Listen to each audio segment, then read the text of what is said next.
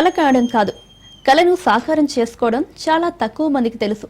మహిళ ఒక అత్యున్నత స్థాయికి చేరుకోవడం అన్నది అసాధారణం. అలాంటిది ఫినాన్స్ రంగంలో సత్తా చాటడం అన్నది నిజంగా స్ఫూర్తిదాయకం. అలాంటి వ్యక్తి K Vasumatidevi. IKF finance limited managing డైరెక్టర్గా ఆమె చరిత్ర సృష్టించారు. 15 ఏళ్లకు కంపెనీ నిర్వహిస్తూ దేశం గర్వించేలా ఆర్థిక నిర్వహణ సాగిస్తున్నారు. క్రెడిట్, సిస్టమ్స్, టెక్నాలజీపై దృష్టి సారించి మొత్తం వాహన ఫినాన్సింగ్ వ్యాపారానికి చిరునామాగా నిలిచారు. తెలుగు రాష్ట్రాల్లో గణనీయమైన ప్రగతి తర్వాత ఐకేఎఫ్ ఫినాన్స్ సంస్థను దేశవ్యాప్త మార్కెట్ విజయవంతంగా తీసుకెళ్లారు. ఐటీ మౌలిక సదుపాయాల పెరుగుదల, ప్రాసెస్ ఆటోమేషన్, క్రెడిట్ సిస్టమ్ల డిజిటలైజేషన్ వంటి అనేక కీలక మార్పులకు ఆమె శ్రీకారం చుట్టారు. ఐటీ మౌలిక సదుపాయాల అప్గ్రేడ్, వివిధ ప్రక్రియల ఆటోమేషన్ను ఆమె పర్యవేక్షించారు. వసుమతీదేవి ఎలక్ట్రానిక్స్ అండ్ కమ్యూనికేషన్ ఇంజనీరింగ్లో బీఈ, అనంతరం అమెరికాలో గ్లోబల్ మేనేజ్మెంట్లో ఎంబీఏ పూర్తి చేశారు. అమెరికాలో ఐటీ, టెలికమ్యూనికేషన్ రంగాల్లో సంపాదించిన అనుభవాన్ని భారతీయ ఫినాన్స్ రంగానికి వినియోగిస్తూ ప్రయోజనం చేకూర్చుతున్నారు. ఆమె నాయకత్వం ఐకేఎఫ్ ఫినాన్స్ ఎదుగుదలకి పట్టం కట్టింది.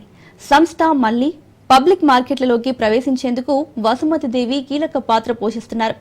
వసుమతీదేవి సంస్థను కొత్త శిఖరాల వైపు తీసుకెళ్తున్నారు. నమస్తే, welcome to Raj news.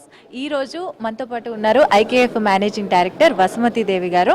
Madam finance రంగంలో ఉమెన్స్ రాణించడం అనేది చాలా తక్కువ అనమాట. అలాంటిది మేడం మేనేజింగ్ డైరెక్టర్ అనమాట ఐకేఎఫ్ ఫైనాన్స్ కంపెనీకి. సో మేడం మాటల్లో తెలుసుకుందాం అసలు ఇంత గొప్ప ఆలోచన ఎలా వచ్చింది ఏంటి అని చెప్పేసి. Hi madam. హాయ్ అండి, ఎలా ఉన్నారు? బాగున్నానండి. మేడం, అసలు ఫైనాన్స్ రంగంలోకి రావాలి అని చెప్పి మీకు ఎందుకు అనిపించింది? ఆలోచన ఎలా వచ్చింది అసలు? బేసికల్గా నేను ఎలక్ట్రానిక్స్ అండ్ కమ్యూనికేషన్స్ ఇంజనీర్నండి.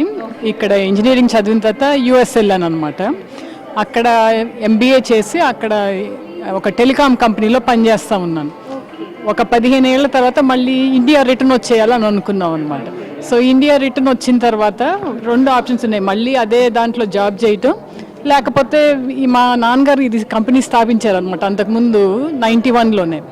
సో ఇందులో పని చేయటం అనేది దీనికి కారణం ఎవరంటే మా నాన్నగారికి మేము 3 పిల్లలు అండి. మాకు ఒక బ్రదర్ ఉన్నాడు, ఒక సిస్టర్ ఉంది.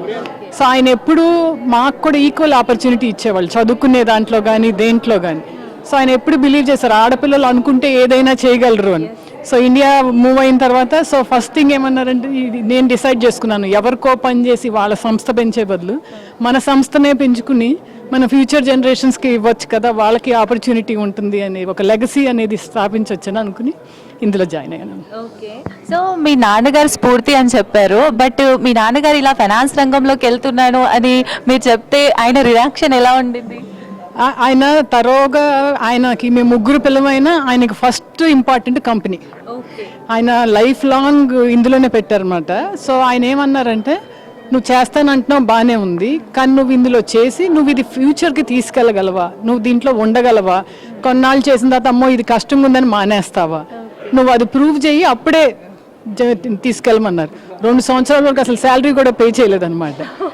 సో కింద నుంచి ప్రతి ఫంక్షన్ నేర్చుకున్నాం అనమాట. కస్టమర్ ఇంటికి వెళ్ళి డబ్బులు కలెక్ట్ చేయటం, కస్టమర్ వస్తే ఆఫీస్లో కట్టించుకోవటం, వాళ్ళకి లోన్ అప్రూవ్ చేయటం, ఇవన్నీ ఒక సంవత్సరంన్నర స్పెండ్ చేసి అన్నీ నేర్చుకున్న తర్వాత అప్పుడు ఓకే నువ్వు ఈ బ్రాంచ్ మేనేజ్ చేయటం స్టార్ట్ చేయని ఇచ్చారు.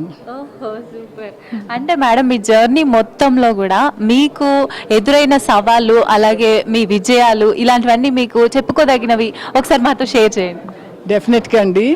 ఇప్పుడు మీకు తెలుసు కదా, అమెరికాలో ఉంటాయి అన్ని వైట్ కాలర్ జాబ్స్, కంప్యూటర్ ముందు కూర్చుని ఒక సీట్లో చేసుకుంటూ ఉంటాము.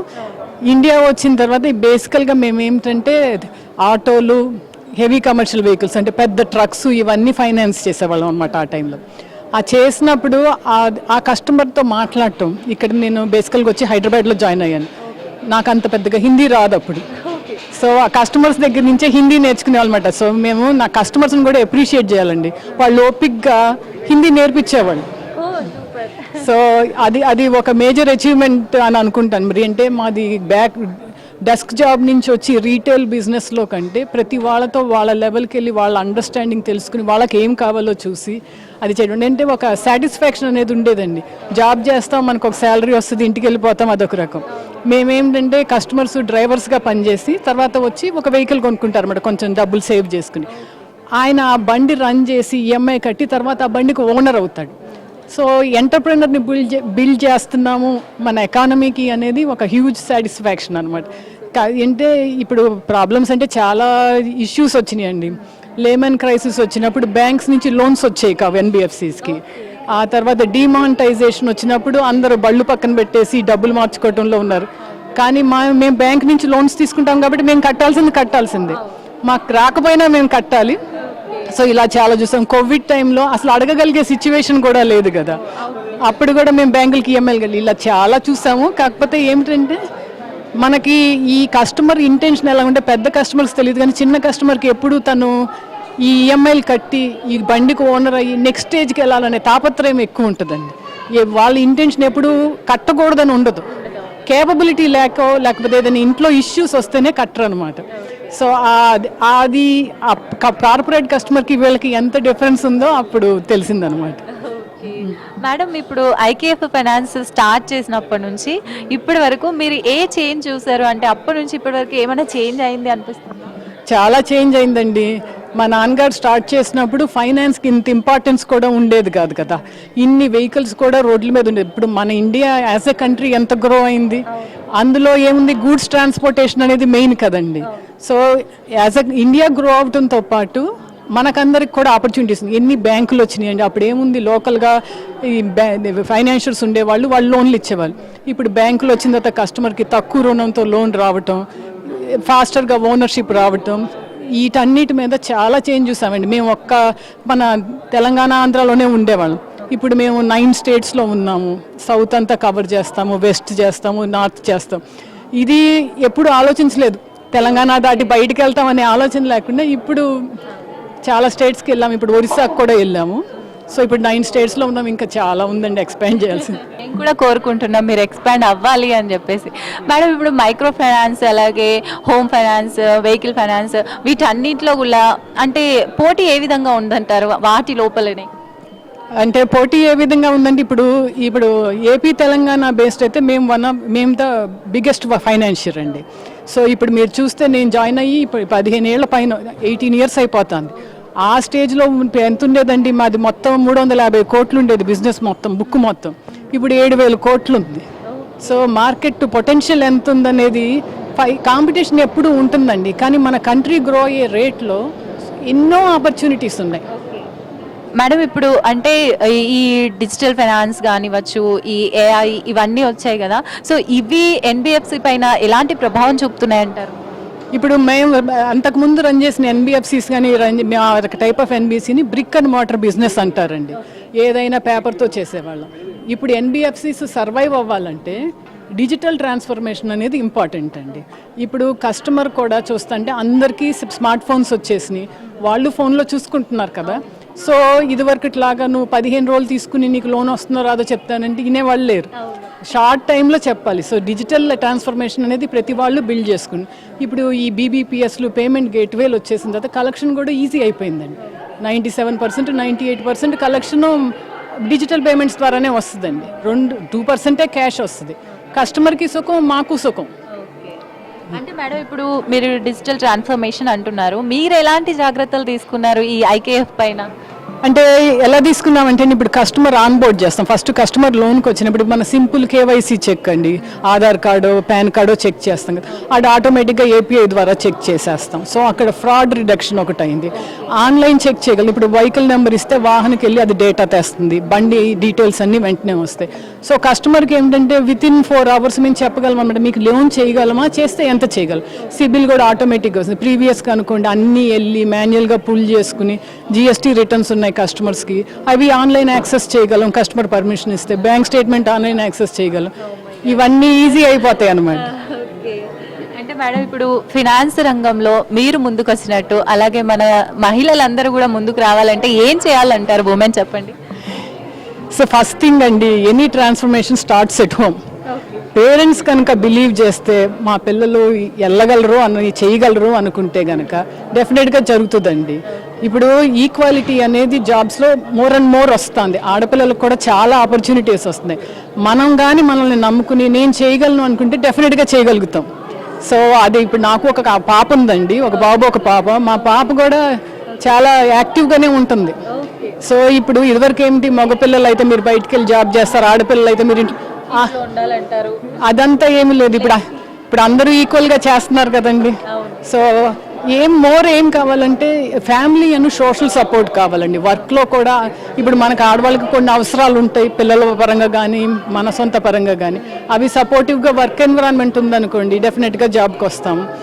ఇంకొకటి ఏంటంటే కొంత మెంటర్షిప్ అనేది అవసరం అనిపిస్తుందండి. ఎందుకంటే ఇప్పుడిప్పుడే ఉమెన్ అంతా వర్క్ కల్చర్లోకి వస్తున్నారు కదా. మనం ఫేస్ చేసే ప్రాబ్లము మగవాళ్ళు చేసే ప్రాబ్లమ్స్ డిఫరెంట్గా ఉంటాయి. సో కొంతమంది ఎవరైనా మెంటర్స్ అలాగ ఉన్నారనుకోండి, ఇట్లాంటి ప్రాబ్లమ్స్ ఫేస్ చేసినప్పుడు వాళ్ళు ఎలా చేస్తారు, వాళ్ళ ఎక్స్పీరియన్స్ షేర్ చేసుకోగలిగితే కనుక చాలా బాగుంటుంది. సో ఇట్లాంటి కొన్ని విధాలు ఉంటే కనుక బాగుంటుంది. ఎందుకంటే అందరూ ఇప్పుడు ఆడపిల్లల్ని ఎడ్యుకేట్ చేస్తున్నారు. ఎడ్యుకేషన్ అనేది ఈక్వల్ అయిపోయింది. ఈ మెంటర్షిప్, ఈ ఎంటర్ప్రెనర్షిప్ అనేది ఆడపిల్లల్లో తక్కువగా ఉందండి. ఎందుకంటే ఆడవాళ్ళం ఎక్కువగా జాబ్ చూస్తాం, ఒక టైంకి ఇంటికి వెళ్ళిపోవాలి.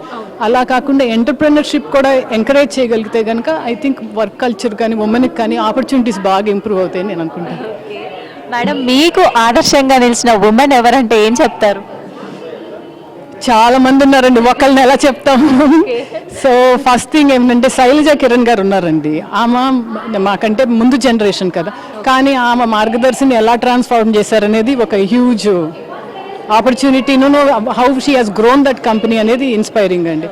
బ్యాంకింగ్ సెగ్మెంట్లో కూడా చాలా ఉన్నారు. కల్పన గారు, వీళ్ళందరూ బ్యాంకింగ్లో కూడా చాలా చేంజెస్ తెచ్చారు. శిఖా కుమార్ గారు, వీళ్ళంతా యాక్సిస్ బ్యాంక్ అది రన్ చేశారు. ఫైనాన్షియల్ సర్వీసెస్లో ఆడవాళ్ళు ఎంటర్ అవ్వటమును ఈ కైండ్ ఆఫ్ ఎన్విరాన్మెంట్ కూడా మోర్ కండక్టివ్ అనిపిస్తుంది. మేడం, వచ్చే 10 ఏళ్లలో ఐకేఎఫ్ ఫైనాన్స్ ఎలా ఉండాలని మీరు అనుకుంటున్నారు? ఇప్పుడు మేము 7,000 కోట్లు ఉన్నామండి. వచ్చే 5-7 ఇయర్స్లో 25,000 crores దాటిపోతాము. ఆల్ అక్రాస్ ఇండియా ఉండాలని, ఉమెన్ వర్క్ ఫోర్స్ కూడా బాగా ఇంక్రీజ్ చేయగలం. మేము స్మాల్ బిజినెసెస్కి లోన్స్ ఇస్తామండి. మెయిన్గా ఏమి ఇస్తామంటే టైలరింగ్ షాప్స్, కిరాణా కొట్లు, స్వీట్ షాప్స్, ఇలాంతా. సో మా ఎంఎస్ఎంఈ బిజినెస్లో చాలా వరకు ఓనర్షిప్ ఉమెన్ ఉంటుందండి. దీనికి కూడా ఒక స్టడీ ఉందండి. ఆడవాళ్ళ ఓనర్షిప్ ఉన్న వాటిలో డిఫాల్ట్స్ తక్కువ ఉంటాయి అన్నమాట. ఉమెన్కి రెస్పాన్సిబిలిటీ ఎక్కువ ఉంటుంది. సో ఏదన్నా వాళ్ళ ఎంటర్ప్రెన్యూర్షిప్కి మేము కాంట్రిబ్యూట్ ఇంక్రీజ్ చేయగలిగితే కనుక that would be one thing we can do for the society అనిపిస్తుందండి. Thank you so much madam, thank you so much for your valuable time. So చూసారు కదండి, మహిళలు తలుచుకుంటే ఏదైనా సాధించగలరు. ఒక్క అడుగు ముందుకు వేయడమే స్టార్టింగ్ ప్రాబ్లం అలాంటిది ఉంటుంది కదా, ఒక అడుగు దూరంలోనే సక్సెస్ అనేది ఉంటుంది. సో అడుగు వేయగలగాలి మహిళలు అని చెప్పేసి ఐకేఎఫ్ ఫైనాన్స్ వసుమతి దేవి గారు అయితే చెప్తున్నారు. సో రాజ్ న్యూస్ తరపు నుంచి కూడా మహిళలందరూ కూడా ఇలాగే ఎదగాలని కోరుకుంటున్నాం. Thank you.